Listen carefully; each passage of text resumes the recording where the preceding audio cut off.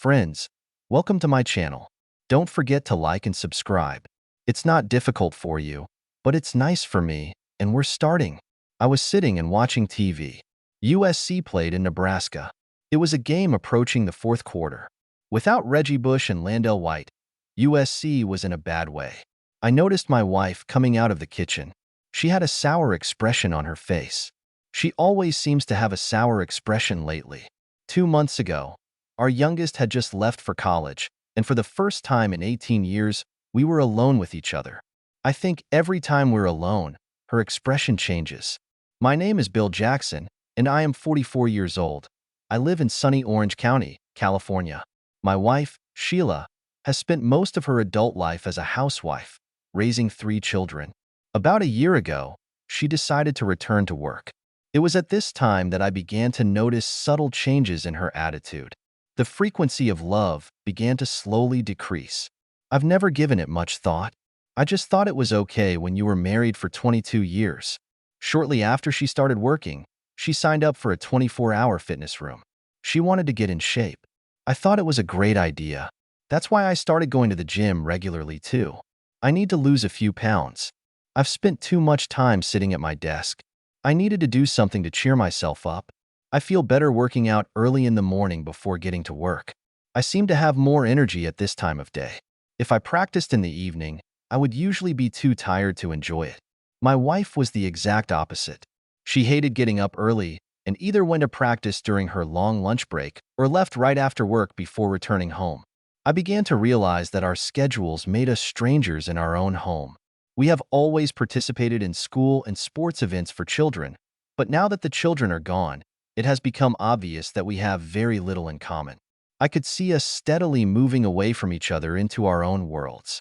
I tried my best to fix the situation, but with little success.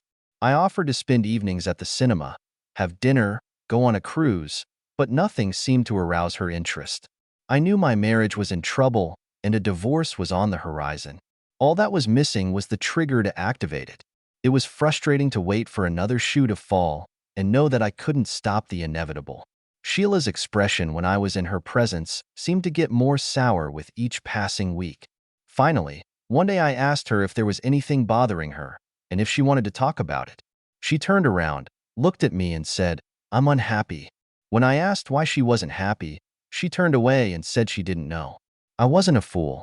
I know that one guy's good girl can be another guy's bad girl. So my wife may not be as innocent and faithful as in death will separate us.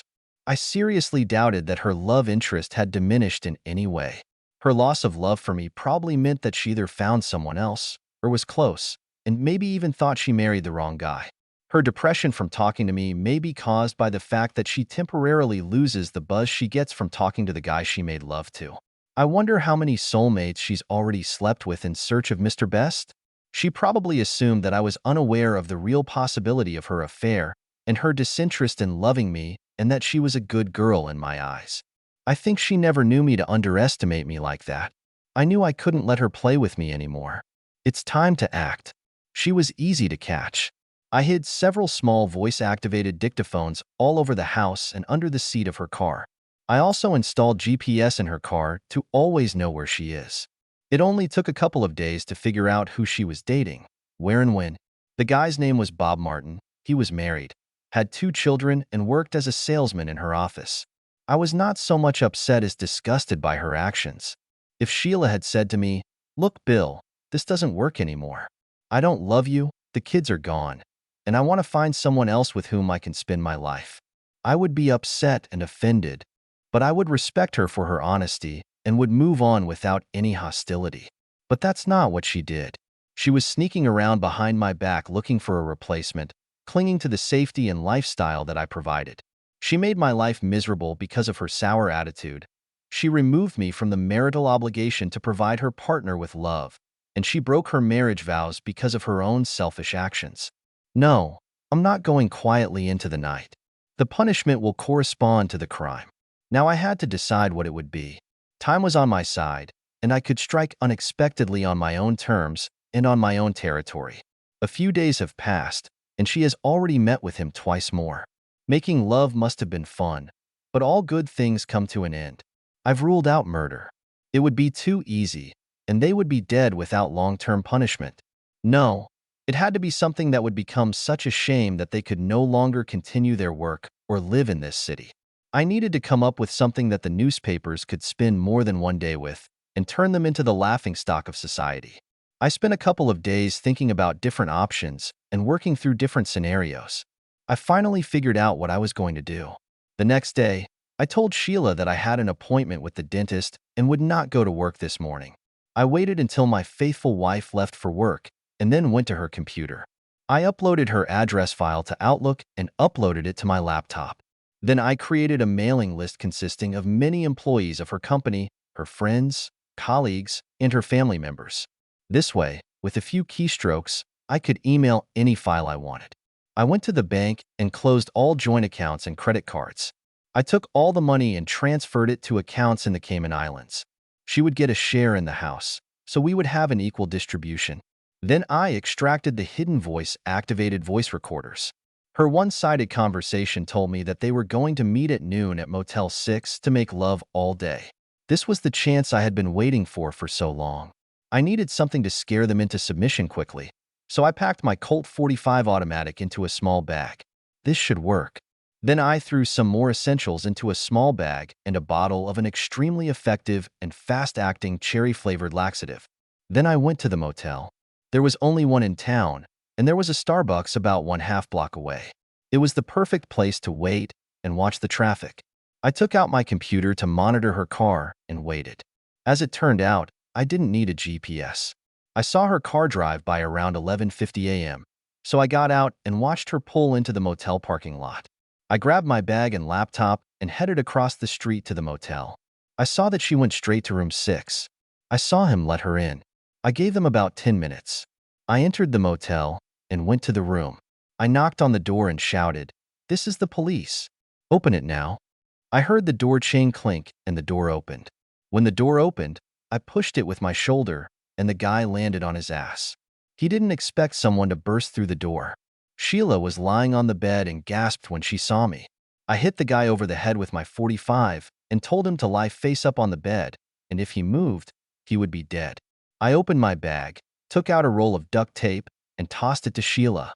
She was sobbing hysterically. I told her to shut up if she didn't want me to shoot her too. I said, "You fool, tape his arms and legs to the bedposts. Do it now." I pointed a gun at her and told her that if she made a single sound, she was finished. When she finished tying up her lover, I told Sheila to lie on her back on top of him, putting her ass on his chest next to his face. Then I put a couple of pillows on his legs so Sheila could rest her head in an elevated position. Then I taped Sheila's feet to the bedpost. They were both scared to death because they thought I was going to kill them. I took out a bottle of laxative. I had previously removed the label, so she had no idea what it was. I told her to drink it, and if she spits it out, she'll regret it. She finished the bottle like a good girl, and I said it was cherry-flavored sparkling water, and she had nothing to worry about. She seemed to relax. I told her to lean back on 2 pillows. I wanted her head and chest to be raised above her stomach. Then I finished taping her hands to the bedposts. I took out my smartphone and took a couple of photos of the cute couple. Then I took my laptop out of my bag and uploaded photos to it. I have a satellite connection on my laptop via Sprint, so I can access the internet from almost anywhere. Then I went over and grabbed her panties off the floor, put them in her lover's mouth and taped his mouth shut.